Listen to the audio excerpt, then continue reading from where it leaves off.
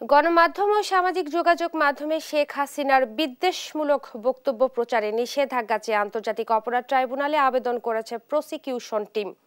বৃহস্পতিবার সকালে প্রসিকিউশনের পক্ষে এই আবেদন করা হয়। ট্রাইব্যুনালের চেয়ারম্যান বিচারপতি মোহাম্মদ গোলাম মর্তুজা মজুমদারের নেতৃত্বাধীন ৩ সদস্যের বেঞ্চে এই শুনানি হবে। গেল কয়েকদিন ধরে সামাজিক যোগাযোগ মাধ্যমে অন্তর্বর্তী সরকারকে নিয়ে নানা কটূক্তি করেছেন ভারতে অবস্থানরত শেখ হাসিনা, যা বিভিন্নভাবে সামাজিক যোগাযোগ মাধ্যমে ছড়িয়ে পড়ে। প্রসিকিউশন বলছে যে সমস্ত হেট স্পিচ দিচ্ছেন তা বন্ধেই এই আবেদন করা হয়েছে। এর আগে গেল 18 নভেম্বর, জুলাই, আগস্ট গণহত্যায় দায়ের করা মামলায় শেখ হাসিনার বিরুদ্ধে 1 মাসের মধ্যে তদন্ত শেষ করার নির্দেশ দিয়েছিলেন আন্তর্জাতিক অপরাধ ট্রাইব্যুনাল। এ বিষয়ে আরো জানাতে সরাসরি যুক্ত হচ্ছেন সহকর্মী সাবরিনা মজুমদার। সাবরিনা, আবেদনে কোন বিষয়ে গুরুত্ব দিয়েছে প্রসিকিউশন, জানাবেন বিস্তারিত।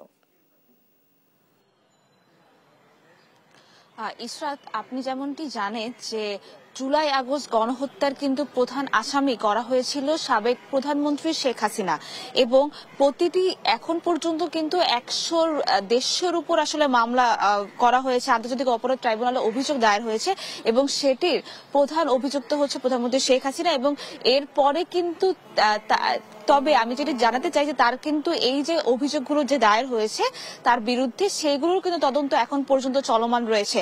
কিন্তু আজকে আমাদেরকে প্রসিকিউশন যেটি জানিয়েছে যে সামাজিক যোগাযোগ মাধ্যমে আসলে শেখ হাসিনার বিভিন্ন দেশ অর্থাৎ ডেনমার্ক এবং নিউ ইয়র্কে যে আওয়ামী লীগ কর্মীদের যে তাদের উদ্দেশ্যে হচ্ছে শেখ হাসিনা, সাবেক প্রধানমন্ত্রী শেখ হাসিনা, তিনি হচ্ছে জুমে অ্যাটেন্ড করে তাদের বাংলাদেশের বিরুদ্ধে অনেক কথা বলেছে, জুলাই আগস্ট গণহত্যা নিয়ে অনেক কথা বলেছে, এবং সেটি হচ্ছে সামাজিক মাধ্যমে ছড়িয়ে পড়ে, এবং সেটিরই নিষেধাজ্ঞা চেয়ে আজকে ট্রাইব্যুনালে হচ্ছে প্রসিকিউশন হচ্ছে আবেদন করেছে, যাতে করে তার কোনো হচ্ছে বক্তব্য যাতে হচ্ছে সামাজিক যোগাযোগ মাধ্যমে হচ্ছে কোনো ধরনের না ছড়ায়, তাতে হচ্ছে তদন্ত কাজে হচ্ছে বাধাগ্রস্ত হবে। এবং এই বিষয়ে হচ্ছে আজকে শুনানিও হবে 12টার দিকে। আন্তর্জাতিক অপরাধ ট্রাইব্যুনাল হচ্ছে আমাদেরকে, প্রসিকিউটর হচ্ছে গাজী এম এস তামিম হচ্ছে আমাদেরকে ব্রিফ করবে, এবং শুনানির মধ্যে আসলে এটিরও শঙ্কা রয়েছে যে তদন্ত যেহেতু 17 ডিসেম্বরের মধ্যে আসলে শেষ করার কথা বলা হয়েছে শেখ হাসিনার বিরুদ্ধে, অর্থাৎ 18 ডিসেম্বর কিন্তু শেখ হাসিনাকে হাজির করার নির্দেশ দেওয়া হয়েছিল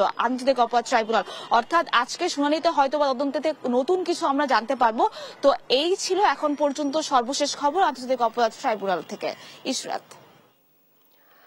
সাবরিনা, আপনাকে ধন্যবাদ, এবং আপনি আমাদেরকে বিস্তারিত জানাচ্ছিলেন যে প্রসিকিউশন কোন কোন বিষয়ে গুরুত্ব দিয়েছিলেন।